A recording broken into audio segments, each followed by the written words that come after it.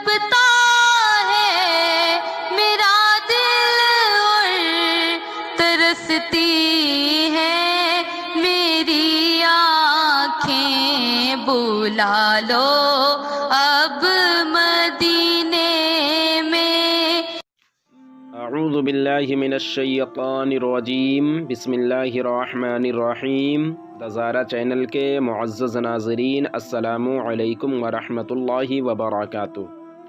ناظرین محترم، آج کی ویڈیو میں ہم آپ کو بتائیں گے کہ موسیٰ علیہ السلام اللہ تعالیٰ کے حکم سے بنی اسرائیل کو لے کر کیسے ہجرت کیے، اور فرعون اپنے لشکر کے ساتھ بنی اسرائیل کا پیچھا کیسے کیا، بنی اسرائیل نے دریا کو کیسے پار کیا، اور فرعون اور اس کا لشکر دریا میں کیسے غرق ہوا۔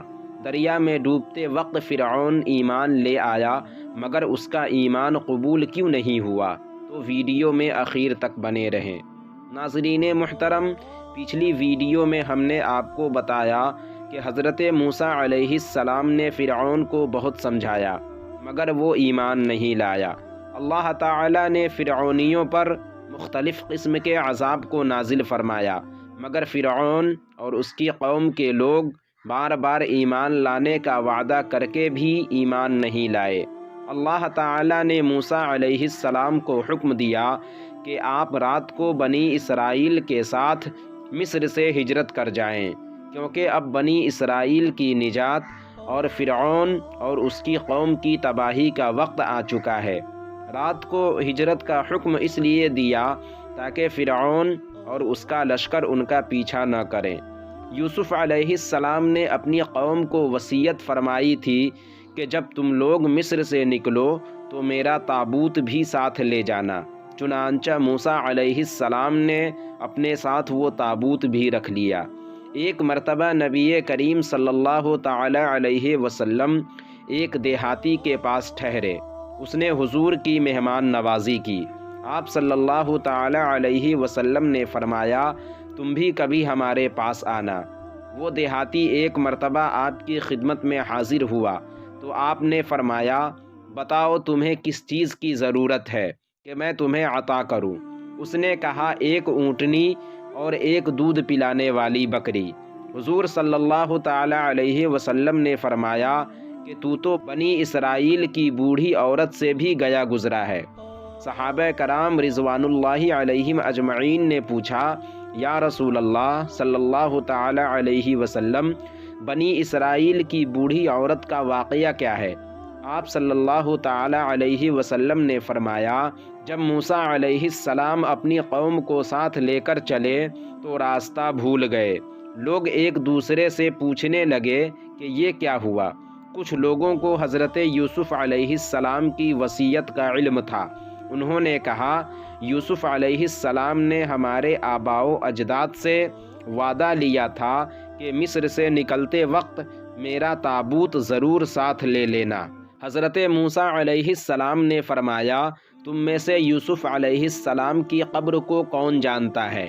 لوگوں نے کہا، ایک بوڑھی عورت جانتی ہے۔ بوڑھی عورت نے کہا، میں اس وقت تک نہیں بتاؤں گی جب تک کہ میری ایک شرط نہ پوری کی جائے۔ موسیٰ علیہ السلام نے پوچھا، تمہاری شرط کیا ہے؟ بوڑھی نے کہا، میں جنت میں آپ کے ساتھ رہوں۔ موسیٰ علیہ السلام کچھ سوچ میں پڑے کہ اللہ تعالی نے فرمایا، اے موسیٰ علیہ السلام، آپ وعدہ کر لیجئے۔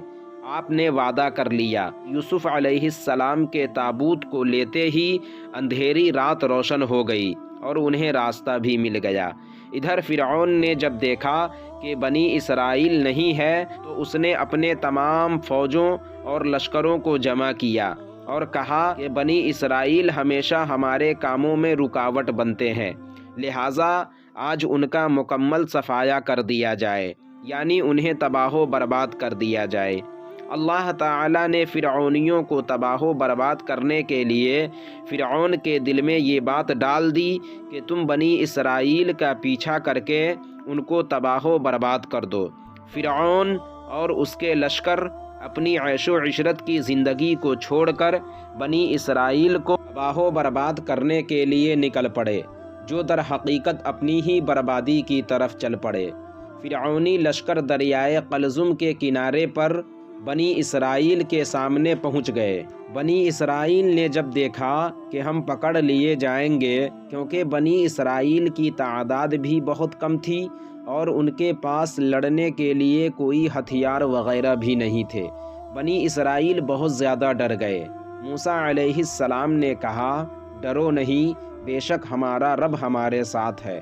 اللہ تعالیٰ نے موسیٰ علیہ السلام کو دریا پر عصا مارنے کا حکم دیا۔ عصا مارتے ہی دریا پھٹ گیا، دریا میں راستہ بن گیا، دریا میں راستہ اور دونوں طرف سے پانی پہاڑ جیسی بلند، دریا میں 12 راستے بن گئے۔ بنی اسرائیل ان راستوں سے آسانی کے ساتھ دریا پار کر گئے۔ حضرت جبریل علیہ السلام بنی اسرائیل کے دلوں میں یہ بات ڈال رہے تھے کہ جلدی کرو، اگلے لوگوں سے مل جاؤ، اور فرعونیوں کے دلوں میں یہ بات ڈال رہے تھے کہ دھیرے چلو تاکہ پیچھے والے بھی تمہارے ساتھ ہو جائیں۔ جب بنی اسرائیل دریا پار کر چکے اور فرعونی ابھی بیچ میں ہی تھے کہ پانی آپس میں مل گیا، اور اس طرح فرعون اور اس کی قوم کے تمام لوگ دریا میں ڈوب کر ہلاک ہو گئے۔ ایک روایت کے مطابق فرعونیوں کی تعداد 6 لاکھ تھی۔ فرعون جب ڈوبنے لگا تو ایمان لے آیا۔ اللہ نے اس کے ایمان کو قرآن مجید میں اس طرح ذکر فرمایا، حتی اذا ادرکہ الغرق قال آمنت انہ لا الہ الا الذی آمنت بہ بنو اسرائیل وانا من المسلمین۔ یعنی فرعون جب ڈوبنے لگا تو کہا، میں ایمان لایا اس پر جس کے سوا کوئی معبود نہیں، جس پر بنی اسرائیل ایمان لائے، اور میں مسلمان ہوں۔ سبحان اللہ، اللہ کی قدرت کتنی عظیم ہے کہ وہ شخص جو کبھی اپنے آپ کو سب سے بڑا رب سمجھتا تھا، آج اس کی گرفت میں آتا ہے تو دریا کی شدید موجوں اور لہروں میں آتے ہی ایک مرتبہ نہیں بلکہ 3 مرتبہ ایمان لاتا ہے، لیکن یہ اس کا ایمان قبول نہ ہوا، کیونکہ اللہ تعالیٰ کے عذاب اور فرشتوں کو دیکھ کر ایمان لانا قابل قبول نہیں۔ رب تعالیٰ نے فرعون سے کہا کہ اب تو ایمان لاتا ہے اور پہلے نافرمانیاں کرتا رہا، فساد پھیلاتا رہا، حالانکہ اس سے پہلے کئی بار تجھے ایمان لانے کا موقع دیا، آزمائش میں مبتلا کیا، مگر تو ایمان نہیں لایا۔ اب تیرے ایمان کو قبول نہیں کیا جا سکتا، کیونکہ تو نے میرے عذاب کو دیکھ کر ایمان لایا۔ اب تو تیرے جسم کو دریا سے پھینک کر لوگوں کے لیے نشانی بنایا جائے گا۔ چنانچہ کئی ہزار سال کے بعد دریا نے فرعون کے لاش کو باہر پھینک دیا، اور آج بھی اس کی لاش میوزیم میں لوگوں کے لیے بطور عبرت رکھا ہوا ہے۔ تو ناظرین، آج کی ویڈیو میں بس اتنا ہی۔ امید کرتا ہوں آپ کو یہ ویڈیو پسند آئی ہوگی۔ ویڈیو پسند آنے کی صورت میں ویڈیو کو لائک اور شیئر کریں، اور ابھی تک چینل کو سبسکرائب نہیں کیا تو ضرور کریں۔ پھر انشاءاللہ اس کے اگلے پارٹ میں ہماری ملاقات ہوگی۔ جب تک کے لیے اللہ حافظ۔